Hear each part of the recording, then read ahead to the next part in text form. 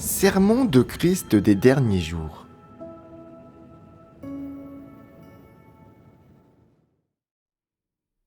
L'entrée dans la vie commence par l'accomplissement de son devoir. Pour accomplir son devoir, en respectant une norme acceptable, il faut d'abord avoir la bonne mentalité. Quand ton tempérament corrompu se manifeste, tu dois également rectifier ton propre état. Quand tu seras capable de traiter ton devoir correctement, quand tu te seras débarrassé des contraintes et des influences de toutes sortes de gens, d'événements ou de choses, quand tu pourras te soumettre complètement à Dieu, alors tu seras à même de bien faire ton devoir. Le secret pour y parvenir est de toujours faire passer son devoir et ses responsabilités en premier. En accomplissant ton devoir, tu dois toujours t'examiner. Ai-je une attitude superficielle à l'égard de mon devoir? Quelles sont les choses qui me perturbent et me poussent à être superficiel quand je fais mon devoir? Est-ce que je fais mon devoir de tout mon cœur et de toutes mes forces? Agir de cette façon permettra-t-il à Dieu de me faire confiance? Ai-je complètement soumis mon cœur à Dieu? Faire mon devoir de cette manière est-il conforme aux principes? Faire mon devoir de cette manière produira-t-il les meilleurs résultats? Il faut réfléchir souvent à ces questions. Quand tu découvres des problèmes, tu devrais chercher activement la vérité et trouver les paroles de Dieu pertinentes pour résoudre ces problèmes. Ainsi, tu seras en mesure de bien faire ton devoir et tu auras la paix et la joie dans ton cœur. Si des problèmes apparaissent fréquemment quand tu fais ton devoir, la plupart d'entre eux proviennent de problèmes liés à tes intentions. Ce sont les problèmes propres à un tempérament corrompu. Quand le tempérament corrompu d'une personne se manifeste, cette personne aura des problèmes dans son cœur et son état sera anormal, ce qui influencera directement sa capacité à faire son devoir. Les problèmes qui influencent la capacité d'une personne à faire son devoir sont des problèmes importants et graves. Ils peuvent influencer directement sa relation avec Dieu. Par exemple, certaines personnes développent des notions et des malentendus à propos de Dieu quand des catastrophes frappent leur famille. Certaines personnes deviennent négatives quand elles endurent des souffrances dans leur devoir et que personne ne le voit ou ne les en félicite. Certaines personnes ne font pas bien leur devoir. Elles se montrent sans cesse superficielles et se plaignent de Dieu quand elles sont émondées. Certaines personnes ne veulent pas faire leur devoir parce qu'elles cherchent constamment des échappatoires. Tous ces problèmes ont une influence directe sur une relation normale avec Dieu. Ce sont tous des problèmes liés à un tempérament corrompu. Ils proviennent tous du fait que les gens ne connaissent pas Dieu, qu'ils manigancent sans arrêt et considèrent leur petite personne, ce qui les empêche de réfléchir à la volonté de Dieu ou de se soumettre au plan de Dieu. Cela produit toutes sortes de sentiments négatifs. C'est simplement ainsi que sont les gens qui ne poursuivent pas la vérité. Quand deux petits problèmes leur tombent dessus, ils deviennent négatifs et faibles.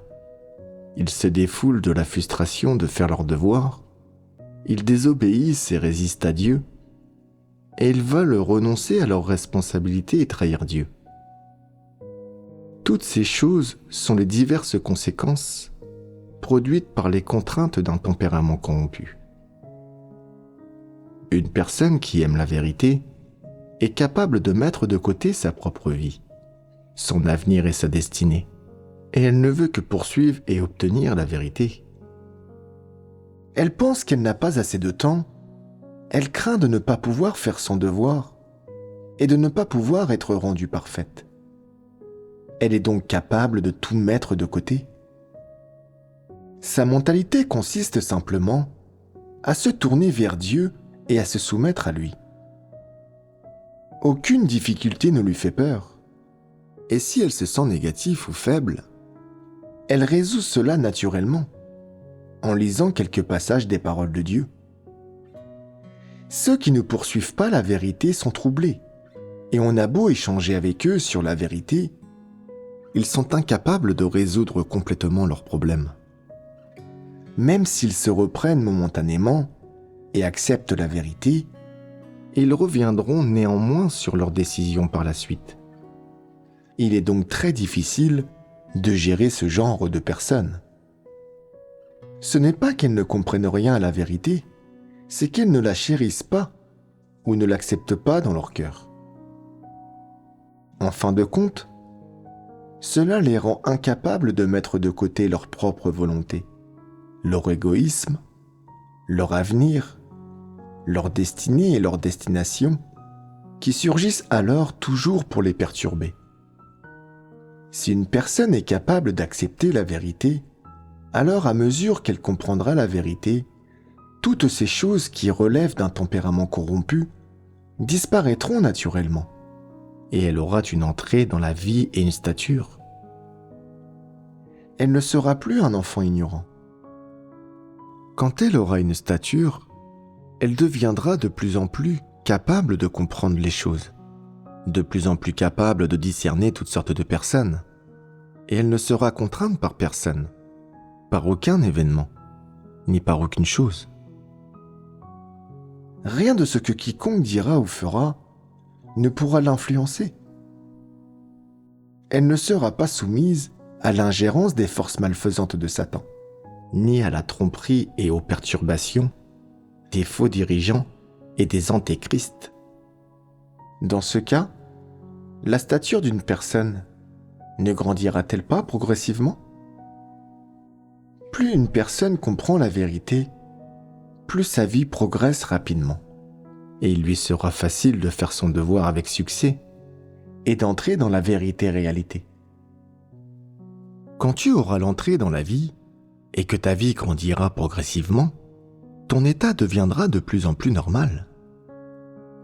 Les gens, les événements et les choses qui pouvaient autrefois te perturber et te contraindre ne te poseront plus de problèmes.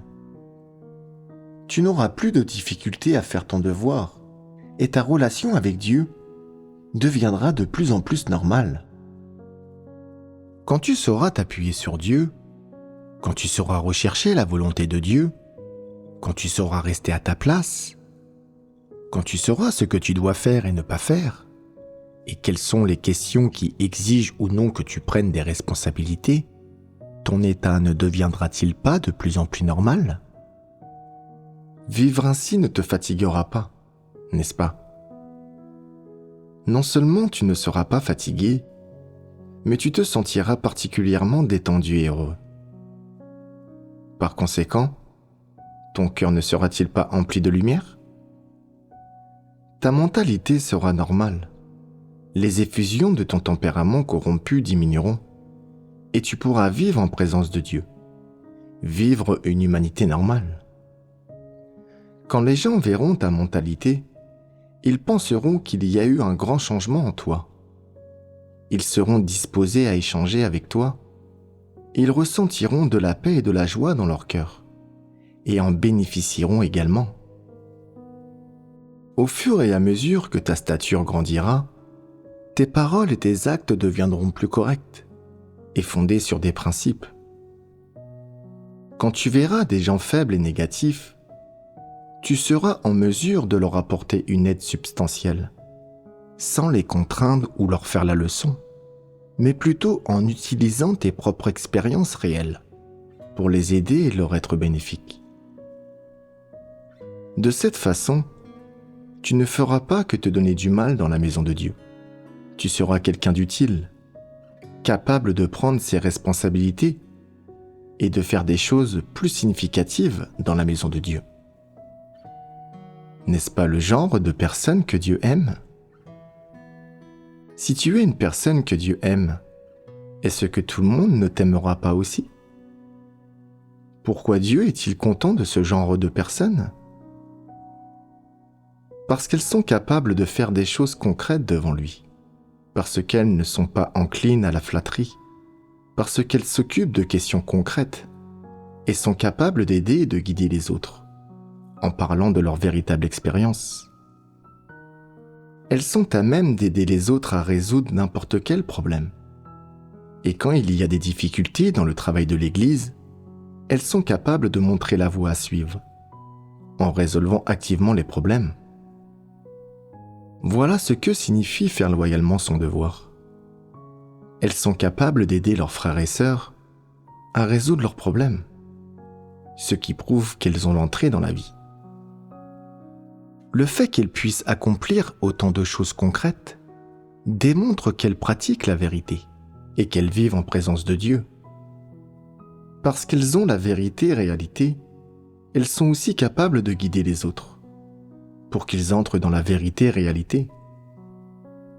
Si tu ne possèdes pas la vérité et réalité, ou si tu n'as pas fait de véritable expérience, peux-tu alors guider les autres pour qu'ils vivent en présence de Dieu? Si tu ne vis pas toi-même en présence de Dieu, alors tu ne peux pas guider les autres pour qu'ils vivent en sa présence. Si tu te contentes de te démener en faisant ton devoir, sans chercher du tout les vérités principes, et que tu n'es pas disposé à satisfaire Dieu, alors tu ne vis pas en présence de Dieu. Ceux qui ne vivent pas en présence de Dieu, sont-ils capables d'accepter que Dieu les scrute? Sont-ils capables de passer les tests de Dieu? Sont-ils capables de rester fermes au milieu des épreuves? Ce genre de personnes peut-il rendre témoignage à Dieu? Peut-il témoigner de lui? Quel genre de personne est incapable de témoigner de Dieu? S'agit-il d'une personne qui croit sincèrement en Dieu? À tout le moins, cette personne n'est pas encore entrée dans la vérité réalité des paroles de Dieu, et elle vit encore en dehors des paroles de Dieu. Quelqu'un qui a cru en Dieu pendant de nombreuses années, sans aucune entrée dans la vie, qui ne peut pas parler de son témoignage d'expérience, et encore moins témoigner de Dieu, qui ne peut pas prêcher l'Évangile avec succès à qui que ce soit, cette personne est indigne d'être appelé témoin de Dieu. Quelqu'un qui a une stature immature et qui n'a pas d'entrée dans la vie ne peut donc jamais témoigner de Dieu. L'implication tacite est que ce genre de personne ne vit pas en présence de Dieu. Si tu ne vis pas en présence de Dieu, que tu n'as pas d'entrée dans la vie et que tu n'es pas un témoin de Dieu, alors Dieu te reconnaîtra-t-il comme l'un de ses disciples? Non. Dieu t'a donné l'occasion de faire ton devoir et tu es prêt à le faire, mais étant donné ton comportement, il a vu que tu ne pouvais pas témoigner de lui, même après avoir cru en lui pendant si longtemps. Non seulement tu n'as pas de véritable connaissance, basée sur l'expérience, mais tu vis aussi selon tes notions et ton imagination. Tu n'as aucune vérité réalité et tu ne vis pas en présence de Dieu. S'il te soumet à une épreuve, tu ne peux pas l'endurer. S'il t'émonde, tu ne le supportes pas. S'il te juge et te châtie, alors tu renonces à tes responsabilités et tu deviens de mauvaise humeur. Et il pensera: cette personne est comme un tigre que personne n'ose toucher. Où que j'aille pour faire mon œuvre ou parler, ce genre de personne est indigne de me suivre, indigne d'être avec moi. Pourquoi dirait-il cela?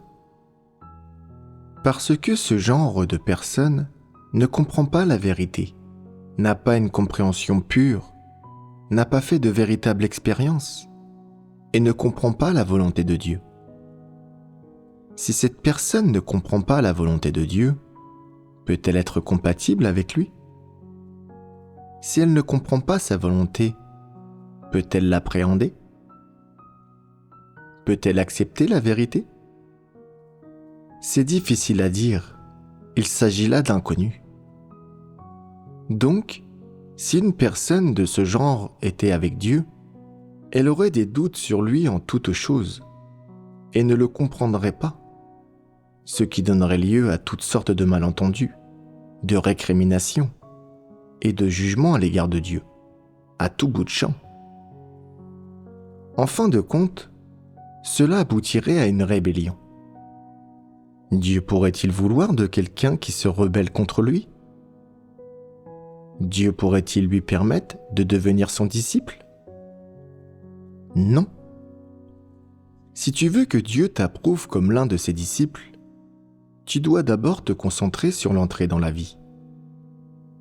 Tu dois commencer par te comprendre toi-même, être capable de te débarrasser de ton tempérament corrompu, arriver à avoir la capacité de persévérer dans ton devoir et faire ton devoir selon les exigences de Dieu. C'est la première chose à faire. Se concentrer sur l'entrée dans la vie sert à bien faire son devoir. Voilà de quoi il s'agit fondamentalement. Tu devrais commencer à poursuivre l'entrée dans la vie en faisant ton devoir. Et grâce à l'entrée dans la vie, tu devrais comprendre et obtenir la vérité petit à petit, jusqu'à ce que tu atteignes un point où tu as une stature, où ta vie grandit progressivement et où tu fais de véritables expériences avec la vérité. Ensuite, tu devrais maîtriser toutes sortes de principes de pratique pour pouvoir faire ton devoir sans être contraint ou perturbé par personne, par aucun événement ou par aucune chose. De cette manière, tu vivras progressivement en présence de Dieu. Tu ne seras perturbé par aucune sorte de gens, d'événements ou de choses, et tu feras des expériences avec la vérité. Au fur et à mesure que ton expérience deviendra plus riche, tu seras plus à même de témoigner de Dieu. Et en devenant plus à même de témoigner de Dieu, tu deviendras progressivement une personne utile. Quand tu seras devenu quelqu'un d'utile, tu seras capable de faire ton devoir, selon une norme acceptable dans la maison de Dieu. Tu seras capable de te tenir à la place d'un être créé et de te soumettre aux arrangements et aux orchestrations de Dieu. Et tu seras capable de rester ferme. Seul ce genre de personne est un être créé acceptable qui reçoit les louanges de Dieu. Tu seras alors digne de tout ce que Dieu t'a donné. Quelle est la clé pour entrer dans la vérité-réalité? Il faut apprendre à pratiquer la vérité et à régler les questions en ayant des principes. À quoi sert-il de prêter sans cesse des serments et d'exprimer sa volonté? Si sans arrêt on prête serment et qu'on exprime sa volonté, mais qu'on n'est toujours pas capable de pratiquer la vérité, cela ne sert à rien du tout. La chose la plus cruciale, la plus réelle, est de parvenir à l'entrée dans la vie, en faisant son devoir, en cherchant la vérité, pour résoudre les divers problèmes qui apparaissent quand on fait son devoir, et d'inverser ses attitudes erronées à l'égard de son devoir. Que signifie avoir l'entrée dans la vie? Avoir l'entrée dans la vie signifie faire l'expérience de la vérité, en avoir connaissance et être capable de la pratiquer correctement. Avez-vous tous l'entrée dans la vie à l'heure actuelle? Êtes-vous capable de témoigner de Dieu? Ne restez-vous pas bloqué sur la doctrine la plupart du temps? Ne vous arrêtez-vous pas à la doctrine sans vraiment avoir connaissance de la vérité ou en faire l'expérience? Si tu ne parviens pas à faire de véritable expérience de la vérité et à en avoir une véritable connaissance, alors tu ne peux pas témoigner de Dieu. La majeure partie du temps, ta connaissance est perceptive. Tu es ambivalent, tu as le sentiment qu'une chose et une autre sont toutes deux justes. Quand Dieu dit une chose, c'est comme si c'était la vérité pour toi. Et quand il en dit une autre, c'est aussi la vérité. Tu as l'impression que toutes les paroles de Dieu sont la vérité. Tu leur dis Amen et tu les loues, mais tu ne peux pas te comparer à elles. Quand tu fais des choses, tu es encore confus et tu ne sais pas quelle vérité utiliser pour résoudre tes problèmes. N'êtes-vous pas dans cet état pour la majorité d'entre vous ? Bien que vous compreniez beaucoup de choses et que vous puissiez beaucoup parler de doctrine, vous ne pouvez pas utiliser tout cela dans votre vie réelle. Vous ne savez toujours pas comment pratiquer la vérité, ni comment appliquer les paroles de Dieu dans votre vie réelle. Et quoi qu'il vous arrive, vous ne savez pas comment chercher la vérité pour résoudre vos problèmes. C'est parce que votre stature est trop faible.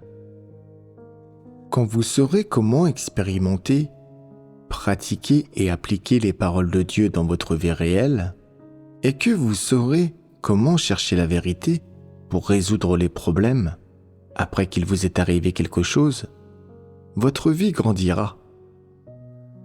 Savoir pratiquer la vérité est le signe que votre vie grandit. Un jour, quand tu seras capable de résoudre les problèmes avec la vérité, quand tu auras une certaine connaissance de Dieu, quand tu pourras, en partageant ta véritable connaissance de Dieu, témoigner de son œuvre, de son tempérament saint et juste, de son omnipotence et de sa sagesse, alors tu seras capable de véritablement témoigner de Dieu et tu seras qualifié pour être utilisé par Dieu.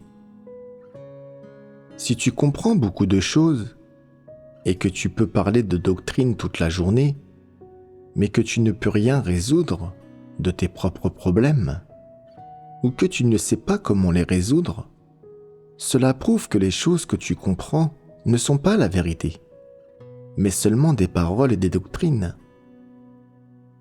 Même si tu parles de doctrine de manière très réaliste, il ne s'agit en réalité que d'une connaissance perceptive, qui n'a pas encore atteint la rationalité. Même si les gens sont édifiés après t'avoir écouté, même s'ils ont les mêmes sentiments que toi, et que ta connaissance est même capable de produire certains résultats en eux, tu n'es pas capable d'en parler très clairement, ni de résoudre totalement les problèmes. Cela prouve que les doctrines dont tu as parlé ne sont que des connaissances perceptives. Tu ne peux pas dire quelles sont la vérité réalité, et encore moins que tu es entré dans la vérité réalité. Alors, comment résoudre le problème qui consiste à parler de paroles et de doctrines ? Il faut réfléchir aux différentes sortes de corruption qui se révèlent en toi quand tu fais ton devoir. Réfléchir aux origines de chaque problème que tu rencontres, puis chercher la vérité et utiliser les paroles de Dieu pour résoudre en profondeur le tempérament corrompu que tu as révélé. Que ce qui émane de toi soit de l'arrogance et de la prétention, ou de la perversité et de la malhonnêteté, que ce soit de l'égoïsme et de la méchanceté, ou de la négligence et du mensonge vis-à-vis de Dieu, tu dois réfléchir à ces tempéraments corrompus, jusqu'à ce que tu les vois clairement. Ainsi, tu sauras quel problème se pose alors que tu fais ton devoir, et la distance qu'il te reste à parcourir pour atteindre le salut. Ce n'est que lorsque tu pourras voir clairement ton propre tempérament corrompu que tu seras à même de savoir où se trouvent les difficultés et les obstacles quand tu fais ton devoir. Ce n'est qu'à ce moment-là que tu pourras résoudre les problèmes à leur source. Par exemple, disons que tu n'assumes pas la responsabilité de ton devoir et qu'au contraire, Tu agis sans cesse de manière superficielle, ce qui provoque des pertes dans ton travail, mais que tu te soucies de ton image, de sorte que tu n'es pas disposé à échanger ouvertement sur ton état et tes difficultés, ou à pratiquer l'introspection et la connaissance de soi, préférant sans cesse te chercher des excuses pour traiter les choses de manière superficielle. Comment devrais-tu résoudre ce problème ? Tu dois prier Dieu et réfléchir sur toi-même, en disant « Ô Dieu, si je parle ainsi, c'est uniquement pour ménager mon image. C'est mon tempérament corrompu qui s'exprime. Je ne devrais pas parler ainsi. Je dois m'ouvrir, me mettre à nu et dire tout haut les vraies pensées que j'ai dans le cœur. Je préfère endurer la honte et perdre la face plutôt que de satisfaire ma propre vanité. Je ne veux que satisfaire Dieu. Ainsi, en renonçant à toi-même et en disant tout haut les vraies pensées qui se trouvent dans ton cœur, tu pratiques le fait d'être une personne honnête. Et en plus, tu n'agis pas selon ta propre volonté et tu ne ménages pas ton image. Tu es capable de mettre en pratique les paroles de Dieu, de pratiquer la vérité selon la volonté de Dieu, de faire sincèrement ton devoir et d'assumer complètement tes responsabilités. Ainsi, non seulement tu pratiques la vérité et tu fais ton devoir correctement, mais tu défends aussi les intérêts de la maison de Dieu, et le cœur de Dieu en est satisfait. C'est une façon de vivre juste et honorable, digne d'être présenté à Dieu et aux hommes. C'est vraiment merveilleux. Pratiquer de cette manière est un peu difficile, mais si tes efforts et ta pratique sont orientés dans cette direction, alors même si tu échoues une fois ou deux, tu réussiras, c'est certain. Et que signifie pour toi la réussite ? Cela signifie que lorsque tu pratiques la vérité, tu es capable de franchir cette étape qui te libère des entraves de Satan, une étape qui te permet de renoncer à toi-même. Cela signifie que tu es capable de laisser de côté ta vanité et ton prestige, de cesser de rechercher ton propre profit et de cesser de faire des choses égoïstes et méprisables. Quand tu mets cela en application, tu montres aux gens que tu es quelqu'un qui aime la vérité, qui aspire à la vérité, quelqu'un qui aspire à la justice et à la lumière. C'est le résultat que tu obtiens en pratiquant la vérité. En même temps, tu couvres aussi Satan de honte. Satan t'a corrompu. Il a fait que tu t'occupes de toi-même, que tu es égoïste et que tu ne penses qu'à ton propre prestige. Mais maintenant, ces choses sataniques ne peuvent plus te lier. Tu t'en es libéré. Tu n'es plus sous l'emprise de la vanité, du prestige, ni de tes intérêts personnels. Et tu pratiques la vérité, de sorte que Satan est totalement humilié et ne peut rien faire. N'es-tu pas alors victorieux ? Quand tu es victorieux, est-ce que tu ne tiens pas bon en témoignant pour Dieu ? Est-ce que tu ne mènes pas le bon combat ? Quand tu as mené le bon combat, tu as dans ton cœur la paix, la joie et un sentiment de bien-être. Si tu as souvent le sentiment d'une mise en accusation dans ta vie, si ton cœur ne trouve pas de repos, si tu es sans paix ni joie, et que tu es souvent assailli par l'inquiétude et l'anxiété à propos de toutes sortes de choses, qu'est-ce que cela démontre ? Simplement que tu ne pratiques pas la vérité, que tu ne restes pas ferme dans ton témoignage à Dieu. Lorsque tu vis selon le tempérament de Satan, tu risques souvent de ne pas pratiquer la vérité, de tourner le dos à la vérité, d'être égoïste et vil. Tu ne défends que ton image, ta réputation, ton statut et tes intérêts. Toujours vivre pour toi-même te cause une grande souffrance. Tu as tellement de désirs égoïstes, d'enchevêtrements, d'entraves, d'appréhension et de vexation que tu ne connais pas la moindre paix ni la moindre joie. Vivre pour la chair corrompue, c'est souffrir excessivement. Ceux qui poursuivent la vérité sont différents. Plus ils comprennent la vérité, plus ils deviennent libres et libérés. Plus ils pratiquent la vérité, plus ils ont la paix et la joie. Quand ils obtiendront la vérité, ils vivront complètement dans la lumière, profiteront des bénédictions de Dieu et n'éprouveront plus aucune souffrance.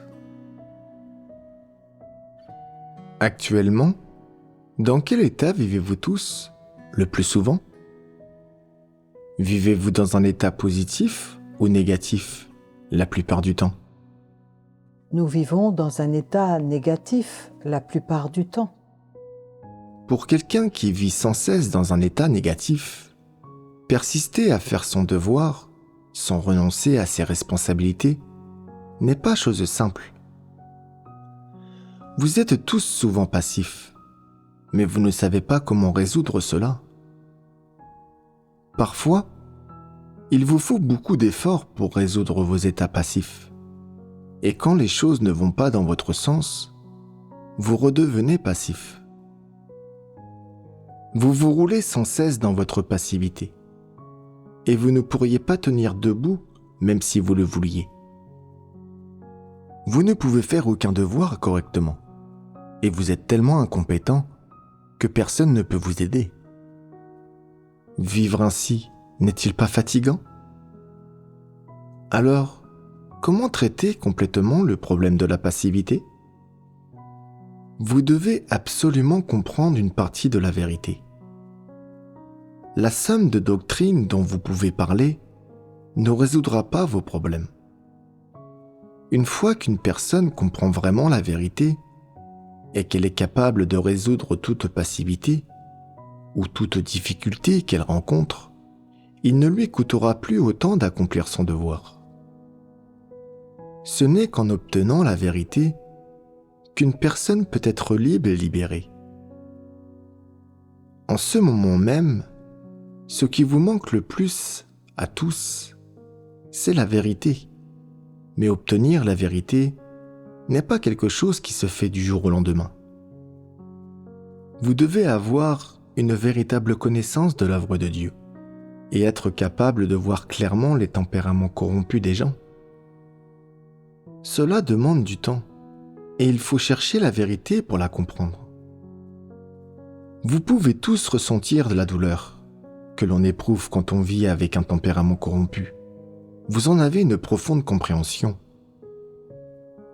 Avez-vous fait l'expérience de la paix et du bonheur qui surviennent dans votre cœur une fois que vous avez compris la vérité, que vous êtes capable de pratiquer la vérité et d'observer les vérités principes ? Avez-vous fait beaucoup d'expériences de ce genre ? Si ces expériences sont vraiment abondantes, cela signifie que vous possédez complètement la vérité réalité. Vous aurez le sentiment de vivre dans la lumière et en présence de Dieu.